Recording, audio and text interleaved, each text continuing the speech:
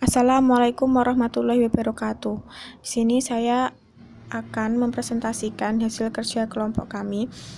Materi yang diangkat yaitu Statement of Cash Flow, Earning and Accrual Accounting, perhitungan free cash flow. Sebelum saya menerangkan, saya akan memperkenalkan nama anggota kelompok saya. Yang pertama yaitu saya sendiri, Wanda Amala Susanto. Yang kedua yaitu Rosa Maulidia Santi. Yang ketiga yaitu Zuhri Ajividianto. Yang keempat yaitu Alvin Adiarja. Materi pertama, The Statement of Cash Flow. Laporan keuangan yang menampilkan data agregat tentang jumlah uang yang masuk ke perusahaan dari operasi maupun investasi yang dilakukan oleh perusahaan. Selain menampilkan uang yang masuk, statement cash flow juga menampilkan uang yang dikeluarkan perusahaan untuk keperluan operasional dan investasinya. Jadi secara umum, statement cash flow merupakan laporan keuangan yang menampilkan semua uang yang masuk dan keluar dari sebuah perusahaan. Statement cash flow mempunyai peran penting untuk para investor agar mereka dapat melihat apakah perusahaan tersebut memiliki cash flow yang positif dan mengalami peningkatan seiring berjalannya waktu. Selanjutnya yaitu cash flow arus kas. Laporan arus kas adalah laporan keuangan yang memperlihatkan dampak-dampak dari aktivitas operasi pendanaan dan investasi perusahaan terhadap arus kas selama periode akuntansi tertentu dalam suatu cara yang merekonsiliasi saldo awal dan saldo akhir. Definisi yang berhubungan dengan arus kas terdapat di SAK nomor 2 tahun 2004. Kas terdiri dari saldo kas atau cash on hand dan rekening giro. Yang kedua yaitu arus kas adalah arus masuk dan arus keluar atau setara kas. Yang ketiga yaitu setara kas, cash equivalent adalah investasi yang sifatnya sangat liquid, berjangka pendek dan dengan cepat dapat dijadikan kas dalam jumlah tertentu tanpa menghadapi resiko perubahan nilai yang signifikan. Yang selanjutnya yaitu untuk mengukur rasio berbasis kas, perlu pemahaman terlebih dahulu tentang laporan arus kas yang standar. Di Indonesia, laporan arus kas diatur dengan PSAK nomor 10 tahun 2007. Laporan arus kas di atas membagi aktivitas ke dalam 3 kelompok, yaitu arus kas operasi, kas investasi, dan pendanaan. Dalam pembagian standar tersebut, di dalam arus kas operasi mengandung pendanaan bunga dan beban bunga. Secara umum, pola arus kas dalam laporan arus kas dapat dikenali dengan beberapa pola, antara lain arus kas operasi secara normatif adalah positif, arus kas investasi secara normatif adalah negatif, arus kas pendanaan tidak berpola. Dan yang selanjutnya yaitu macam-macam cash flow rasio yang dibagi menjadi 3, yaitu efisiensi rasio, sufficiency rasio, dan addition. Efisiensi rasio sendiri ada macamnya, yaitu cash flow adequacy, long term debt payment, dividend payout, reinvestment, debt coverage, depreciation, amortization impact.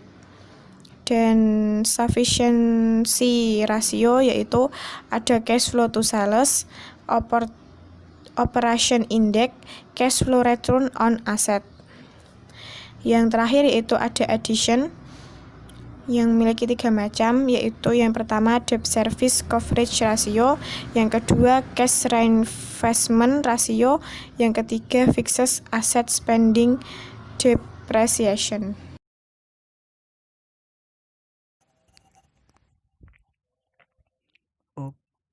Saya akan melanjutkan materi selanjutnya, yakni earnings atau pendapatan. Menurut Eldon S. Hendrickson pada buku tahun cetakan 2000 halaman 376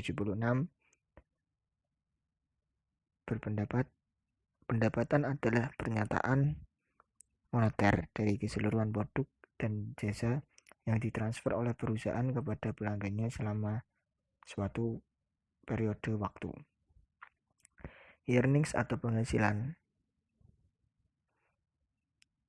menurut Siegel, Geolgi, and S.K. Shiro, Kamus Istilah Akuntansi, adalah laba bersih suatu perusahaan dan pemasukan yang diperoleh perorangan seperti kompensasi dan pendapatan pasif, misalnya bunga dividen. Yang kedua, akrual. Akrual merupakan suatu metode akuntansi di mana penerimaan dan pengeluaran diakui atau dicatat ketika transaksi terjadi, bukan ketika uang kas untuk transaksi-transaksi tersebut diterima atau dibayarkan. Akrual akan mempengaruhi nilai dari suatu neraca karena melibatkan aset dan kewajiban atau utang. Dengan demikian, pencatatan dalam metode ini bebas dari pengaruh waktu kapan kas diterima dan kapan pengeluaran dilakukan. Selanjutnya ada standar akuntansi pemerintah berbasis akrual.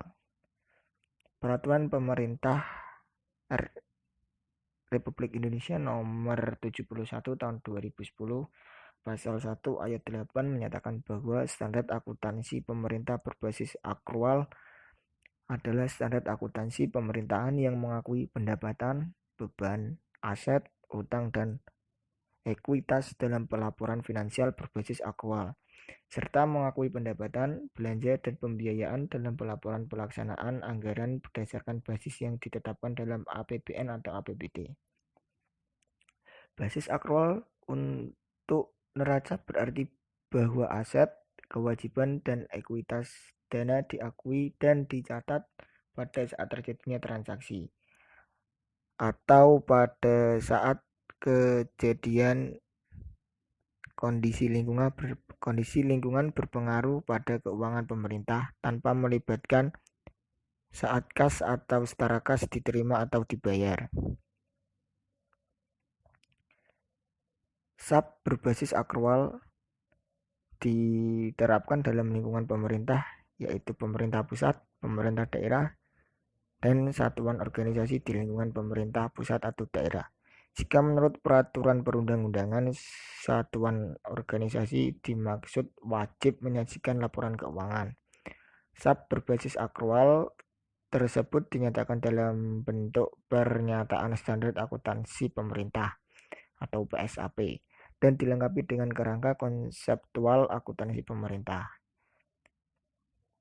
PSAP dan kerangka konseptual akuntansi pemerintahan dalam rangka SAP berbasis akrual dimaksud tercantum dalam lampiran 1 Peraturan Pemerintah Nomor 71 Tahun 2010.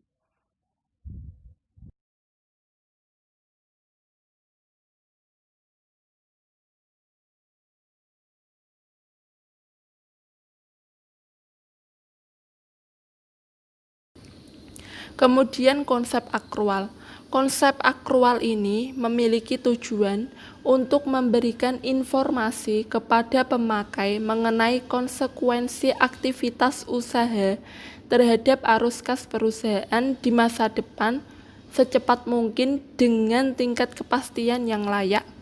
Akrual dan arus kas. Yang pertama, akrual menurut definisi yaitu jumlah penyesuaian yang membuat laba bersih berbeda dari arus kas bersih.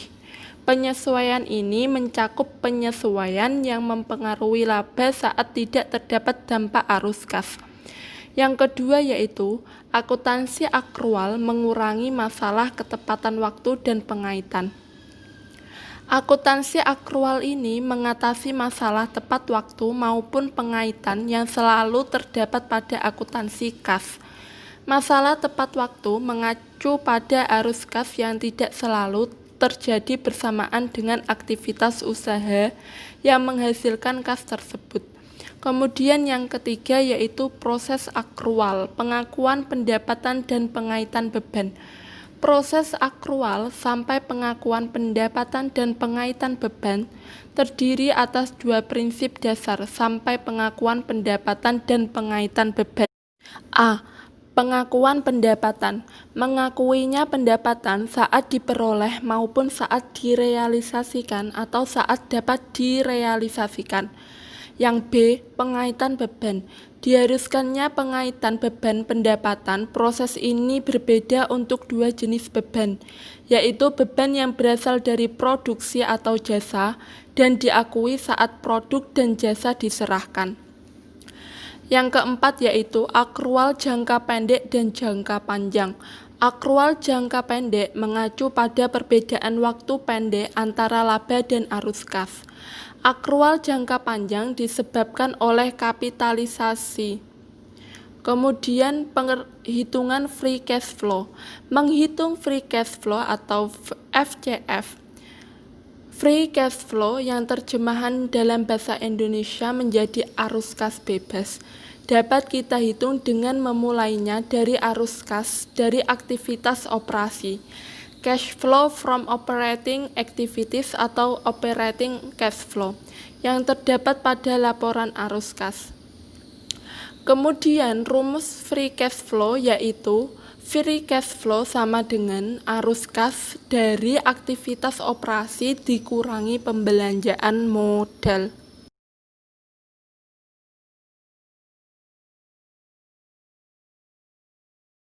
Contoh cara menghitung free cash flow. Sebagai contoh dalam menghitung free cash flow kita akan menggunakan laporan arus kas dan laba rugi. Dalam laporan keuangan terbaru PT Kairen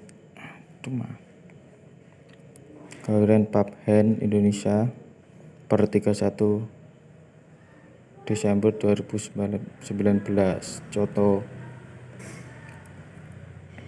Contoh ada di bawah ini. Dari gambar skrip di atas kita mendapatkan dua angka yang kita perlu untuk menghitung FCF CAPIN tahun 2019 yang kas dari aktivitas operasional sebesar 3.400.000 dan CAPX yang telah dilakukan sebesar 2.765.000. CAPX didapatkan dari penjumlahan uang muka pembelian aset tetap sebesar 85.5 juta ditambah dengan perolehan aset tetap sebesar 2.677. Sekedar info, jika angka dalam laporan keuangan diberi tanda kurung berarti bernilai mulus, dan dalam laporan arus kas berarti terjadi dana kas keluar dari perusahaan. Dengan memasukkan ke dalam rumus FCF maka kita akan mendapatkan hasilnya sebagai berikut. Jika kita ingin membandingkan FCF CPIN dari tahun 2018 maka kita dapat menghitung kembali dengan menggunakan angka yang dapat pada kolom tahun 2018. Secara jelas kita dapat melihat bahwa PT Kairen Pabhen Indonesia mengalami penurunan FCF yang sangat signifikan dalam tahun 2019 dengan selisih 2.862 yang dikarenakan adanya CAPX. Tentukan nilai free cash flow yang baik. Sebuah konsep yang dapat digunakan dari analisis teknikal adalah tren dan berkonstruksi pada faktor tren dari kinerja fundamental saham daripada pemberontakan pada nilai FCF, laba atau pendapatan normanya. Adalah harga saham memiliki hubungan yang berbanding lurus dengan tren kinerja fundamental keuangannya. Pendapatan yang umum dilakukan dalam menggunakan analisis FCF adalah dengan memanfaatkan tren FCF sebagai induktor pergerakan harga saham. Apabila FCF perusahaan cenderung stabil dalam 4 atau 5 tahun terakhir, maka kemungkinan tren kenaikan harga saham akan terus berlanjut. Tapi jika tren FCF adalah menurun, terutama saat nilai FCF berselisih jauh dibanding dengan tren laba dan penjualannya, maka dapat indikasi bahwa harga saham akan cenderung turun. Pendapatan ini mengabaikan nilai FCS dan berfokus pada kurva tren FCF dan hubungannya dengan kinerja harga saham. Sekian, terima kasih. Terima kasih, itu tadi adalah materi yang kami sampaikan. Jika ada salah kata, mohon dimaafkan. Sebelum saya tutup, jika ada pertanyaan, nanti dilanjut di LMS atau WA Group. Sekian, wassalamualaikum warahmatullahi wabarakatuh.